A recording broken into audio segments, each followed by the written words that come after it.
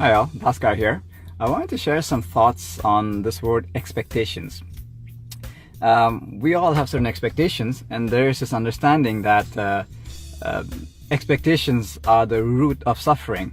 It's not quite accurate. Actually, it is unfulfilled expectations that are the root of suffering. So when expectations are met or exceeded, there's actually no suffering, or in fact, there's joy. So what happens when we have an expectation and it's not met? Something wanted does not happen, or something unwanted happens. I'm reminded of this incident that happened several years ago. I was reading this book called Wake Up to Life by this wonderful contemporary master called Ken MacLeod. And he had a profound teaching in that book called Suffering is Resistance to What Is. So now at this time, my son was about 5 years old. I was taking him to music school every Sunday morning. We caught the train and went downtown Montreal. It was super cool to be on the train together. We laughed, we joked, we skipped around. And being downtown on a Sunday morning on a beautiful day, it was just a lot of fun. So when we finally ended up in the front of the music school, my son just jammed up. He said, "Papa, I don't want to go inside." And I looked at him confused. I said, "But Jai, you know that we came all the way here for you to go to music school, and it's here now, and that's why we're here." And he just started to sob, and he said he didn't want to go. So I bent down to his eye level and I said, "Listen, no, we came here, the school's about to start, you gotta go now." But he just started sobbing and he just kind of froze. And I remember feeling this extreme heat inside my body. I totally clammed up. I had heat, agitation, itchiness, just very uncomfortable. I felt overwhelmed. I didn't know what to do. And that's when I realized that this teaching of Ken MacLeod actually works in two levels. There's the apparent level of this little boy not going to his music school, and I'm resisting that. There's also an internal thing. All this negative, unpleasant sensations in my body, the heat, the tightness, the agitation, I was resisting that too. And it's internal resistance of those sensations that was really causing the suffering. So what to do when expectations are not met? First step I'd offer is to really accept that it's there. Just to acknowledge that it's there. And sometimes it's quite appropriate.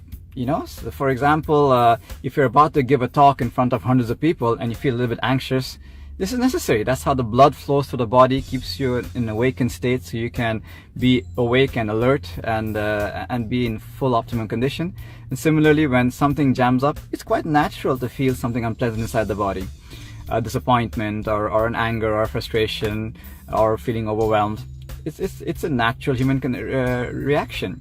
So step one is to really accept it. It's not good or bad, right or wrong. This is how it is. And then step two would be to move into what I call curiosity. To be curious as to why did this experience create this sensation inside this body? Much like a scientist, to understand what was the mechanics there. And quite often I find when I do that, I really sit down at the level of body sensations, not intellectually or philosophically, but at the level of sensations. It quite often happens that these sensations have been kind of manipulating my life because I've been reacting to them.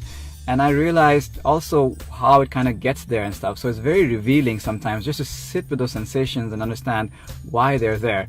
Not to really fix anything, but just to figure it out. And step three, I'd suggest, is when you reframe it. And this is when you can ask the question, okay, what's great about this? And see the silver lining. And there are many, many ways to do that. You can be creative with that. But just to finish up on the story with my son, it so happened that I got stuck and felt helpless. And just a little bit later, the teacher comes out of the music school, very cool young guy, you know, typical like jazz musician. And he just puts his arm around my son and says, "Hey buddy, let's go inside and have some fun." My son wipes off his tears, goes inside. An hour later, he comes out with a big smile on his face. So I never really found out why he jammed up, but you know, it's been going smoothly since then. And also I realized that I may not be the source of the solution. It might come from something external. So there we have it.